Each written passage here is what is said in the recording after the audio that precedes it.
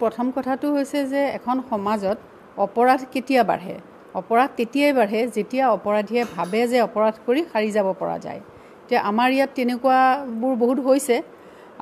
এটা কথা ঠিক যে সকলো অপৰাধী যে সাৰি গৈছে সেইটোও মই নকওঁ, বহুত অপৰাধী ধৰাও পৰিছে বা শাস্তিও পাইছে। এটা কাৰণ মই সেইটো বুলি ভাবোঁ।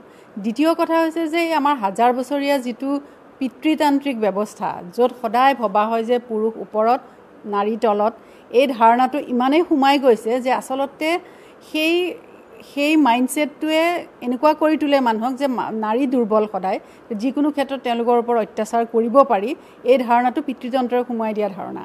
গতিকে সেইটো যিবিলাক শিক্ষিত হৈছে, শালীন হৈছে, সেইসকলৰ মাজত বা যিসকলে বুজি পাইছে সেই পিতৃতান্ত্ৰিকতাৰ অপকাৰিতাটোৰ কথা, সেইসকল পুৰুষ বেলেগ ধৰণে পৰিচালিত হৈছে।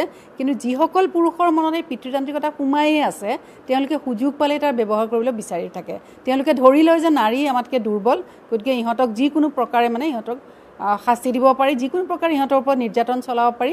গতিকে উৎসটো হৈছে সেইটো যে আমাৰ গতিকে আমি সেই পেট্ৰিয়াৰ্কি বা পিতৃতন্ত্ৰটোৰ কাৰণে পুৰুষ নাৰী মিলি, যে মই নকওঁ যে অকল নাৰীয়ে যুদ্ধ কৰিব লাগিব তেনেকুৱা নহয়, পুৰুষো আছে।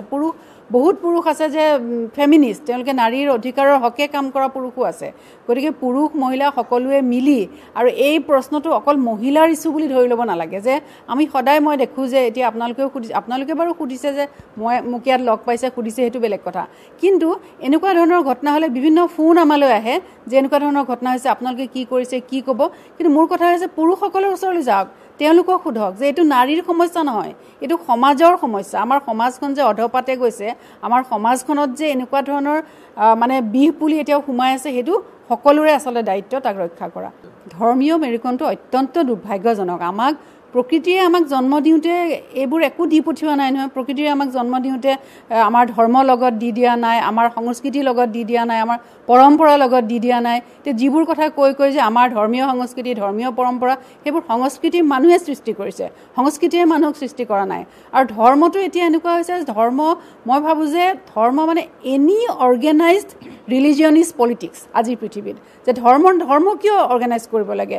মই চাকি জ্বলাইছোঁ, আপুনি মম জ্বলাইছে, আপুনি নামাজ পঢ়িছে, মই গীতা পঢ়িছোঁ, নিজৰ ধৰ্ম নিজে পালন কৰিব লাগে। তাৰ কাৰণে অৰ্গেনাইজ কিয় কৰিব লাগে? আৰু ধৰ্মীয় মেৰুকৰণটো ৰাজনীতিকসকলে কৰা বস্তু, ভোটৰ কাৰণে কৰা বস্তু, তাত মই ভাবোঁ যে আমাৰ নাগৰিক হিচাপে আমি জঁপিয়াই পৰিব নালাগে। তেওঁলোকে বহুত বেয়া কথা কয়, ধৰ্মীয় মেৰুকৰণ কৰি পেলাই তেওঁলোকৰ লাভৰ কাৰণে আমাৰ মাজত যুঁজ লগায়। গতিকে সেই মানুহখিনিয়ে বুজি পাব লাগিব যে লাভালাভটো তেওঁলোকৰ, ধৰ্মৰ কাৰণে আচলতে কেতিয়াও হ'ব নোৱাৰে। অপৰাধীৰ কোনোবা ধৰ্ম থাকে নেকি? অপৰাধীৰ জাতি থাকে নেকি? অপৰাধীৰ গাৰ ৰং থাকে নেকি?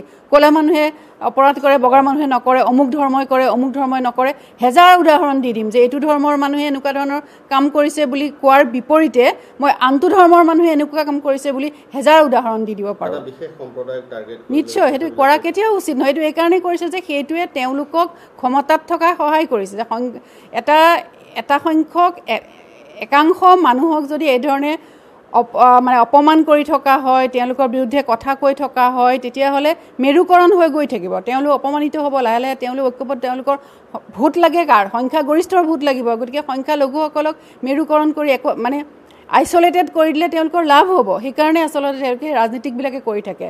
গতিকে যি ধৰ্মৰে নহয়, মই সকলোকে কওঁ যে এটা ধৰ্মৰ নহয়, সকলো ধৰ্মৰ মানুহে এই কথাটো বুজি পাব লাগে যে ৰাজনৈতিক লাভালাভৰ কাৰণে নেতাসকলে এইবোৰ কথা কয়। আমি এই কথাবোৰত কেতিয়াও পতিয়ন যাব নালাগে। সেইটোৱে।